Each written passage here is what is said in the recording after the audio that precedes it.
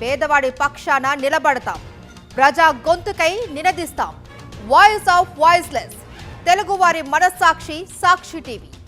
సాక్షి TV ప్రసారాల కోసం మీ స్థానిక cable ఆపరేటర్ను వెంటనే సంప్రదించండి. విశాఖలో పార్టీ ఫిరాయించిన కార్పొరేటర్లకు స్టాండింగ్ కమిటీ ఎన్నికల్లో ఓటు హక్కు కల్పించడాన్ని వైఎస్ఆర్సీపీ కార్పొరేటర్లు తప్పుపడుతున్నారు. హైకోర్టులో కేసు పెండింగ్లో ఉండగా ఫిరాయింపుదారులకు ఎలా ఓటు హక్కు కల్పించారు అని ప్రశ్నిస్తున్నారు. ఫిరాయింపుదారులకు ఓటు హక్కు తొలగించిన తర్వాతే స్టాండింగ్ కమిటీ ఎన్నికలు నిర్వహించాలి అని వైఎస్ఆర్సీపీ కార్పొరేటర్లు డిమాండ్ చేస్తున్నారు. ఇదే అంశానికి సంబంధించి విశాఖ నుంచి మరింత సమాచారం మా ప్రతినిధి నాయుడు అందిస్తారు. కార్పొరేటర్లపై అనర్హత వేటు పెండింగ్లో ఉండగా స్టాండింగ్ కమిటీ ఎన్నికలను నిర్వహించడాన్ని వైఎస్ఆర్ కాంగ్రెస్ పార్టీ నేతలు తీవ్రంగా వ్యతిరేకిస్తున్నారు. ఎవరైతే పార్టీ ఫిరాయించారో వారికి ఓటు హక్కు తొలగించిన తర్వాతే ఈ స్టాండింగ్ కమిటీ ఎన్నికలు నిర్వహించాలని, లేదా వారికి ఉన్న ఓటు హక్కును తొలగించాలని చెప్పి వైఎస్ఆర్సీపీ కార్పొరేటర్ డిమాండ్ చేస్తున్నారు. ఇంక ఇదే అంశం మీద మనతో మాట్లాడడానికి వైఎస్ఆర్సీపీకి సంబంధించిన కార్పొరేటర్లు ఉన్నారు. అంటే ఎవరైతే పార్టీ ఫిరాయించారో వారందరికీ కూడా ఓటు హక్కు తొలగించకుండా ఈ ఎన్నిక నిర్వహించడాన్ని ఏ విధంగా చూస్తారు సార్? ఇది కేవలం వాళ్ళు ఈ స్టాండింగ్ కమిటీ అన్నీ కూడా ఆ కూటమి వాళ్ళు కైవసం చేసుకోవడానికే ఈ విధమైన ప్రయత్నాలు వారు చేస్తున్నారు.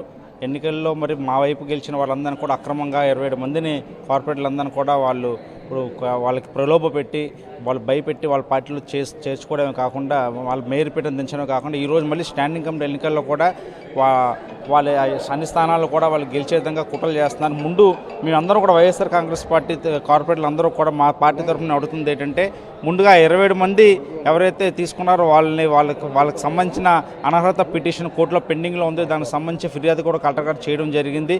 వాళ్ళ వివరణ కూడా అడిగి తీసుకున్నారు కాబట్టి వాళ్ళ మీద చర్యలు తీసుకుని 20 మందిని అప్పుడు ఎన్నికల్లోకి రమ్మని చెప్పి మేమందరం గట్టిగా వైఎస్ఆర్ కాంగ్రెస్ పార్టీ తరఫున ప్రశ్నిస్తున్నాం. అడ్డదారిలో మరొకసారి స్టాండింగ్ కమిటీ సభ్యులను గెలుచుకునేందుకు కూటమి ప్రభుత్వం చేస్తున్న కువితలుగా భావించవచ్చు అంటారా?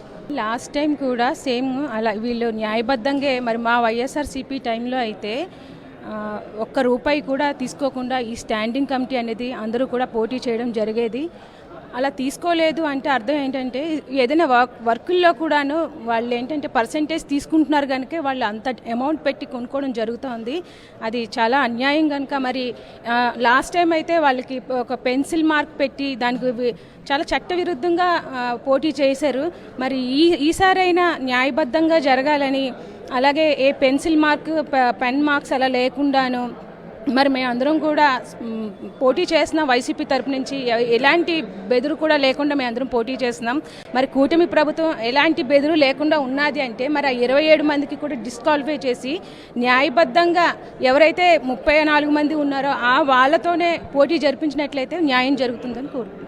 స్టాండింగ్ కమిటీ ఎన్నికలు నిబంధనలకు విరుద్ధంగా జరిగితే ఈసారి మాత్రం నిర్వహించే స్టాండింగ్ కమిటీ ఎన్నికల్లో పార్టీ ఫిరాయించిన కార్పొరేటర్లకు ఓటు హక్కు కల్పించి ఎన్నిక నిర్వహిస్తున్నారని, కూటమి ప్రభుత్వం అడ్డదారిలో స్టాండింగ్ కమిటీ ఎన్నికల్లో విజయం సాధించాలనే కుట్రలు చేస్తుందని తాము దీన్ని తీవ్రంగా వ్యతిరేకిస్తున్నామని, ఎవరైతే పార్టీ ఫిరాయించారో వారందరికీ కూడా ఓటు హక్కు తొలగించాలని డిమాండ్ చేస్తున్నారు. ఇప్పటికే ఈ అంశం హైకోర్టులో కూడా పెండింగ్లో ఉందని, ఒకవేళ ఎన్నిక నిర్వహించినా అది కంటెంట్ కోర్టు కిందే వస్తుందని చెప్పి వైఎస్ఆర్సీపీ కార్పొరేటర్లు చెప్పారు. కెమెరామెన్ శంకర్తో నాయుడు, విశాఖపట్నం నుంచి.